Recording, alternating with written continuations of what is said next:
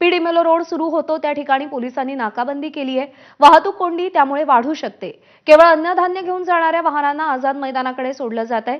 बाकीच्या वाहनांना वाडीबंदर पार्किंगमध्ये सोडण्यात येऊन आंदोलकांना ट्रेन किंवा पायी आझाद मैदानाकडे पाठवलं जात आहे।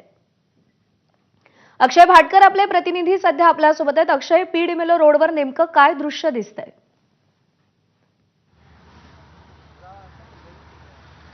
पीडीमेलो रोड हा अतिशय कंजस्टेड रोड आहे।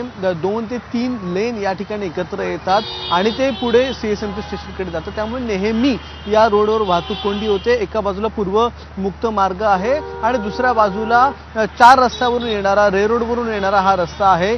आता जरी आपण पाहिला तर इथे आजची वाहतूक कोंडी जी आहे ती का झालेली आहे, तर इथे मराठा आंदोलकांच्या गाड्या या मोठ्या प्रमाणात आलेल्या आहेत आणि त्या सगळ्या गाड्या ज्या आहेत त्या आझाद मैदानाकडे जायला निघालेल्या आहेत। मात्र यापैकी अनेक गाड्या ज्या आहेत त्या गाड्यांमध्ये केवळ आंदोलक आहेत, त्यामध्ये अन्नधान्य नाही आहे। केवळ अन्नधान्य असलेल्या गाड्याच या पुढे आझाद मैदानाकडे पोलीस सोडत आहेत। त्यामुळे इथे वाहतूक कोंडीचं कारण हे आहे की इथे पोलिसांनी एक नाकाबंदी लावलेली आहे, एक चेकपोस्ट आहे आणि या चेकपोस्टमुळे इथे सध्या तरी वाहतूक कोंडी झालेली आहे। आता पीक आवर जो आहे मुंबईतला तो सुरू झालेला आहे। 9 जसं की मगाशी मी म्हणालो होतो की 9 नंतर परिस्थिती बघावी लागेल। आता 9 नंतरची ही परिस्थिती आपण पाहतोय की वाडीबंदरच्या इथे एक या ठिकाणी चेकपोस्ट असल्यामुळे पूर्व मुक्त मार्गावर आपण पाहता की कशा प्रकारे वाहतूक कोंडी व्हायला सुरुवात झालेली आहे।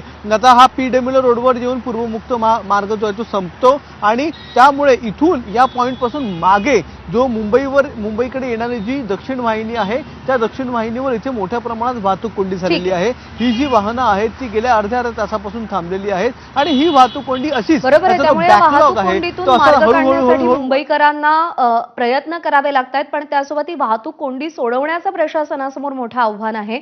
अक्षय, अपडेट जाणून घेत राहू तुझ्याकडून। तुर्तास धन्यवाद।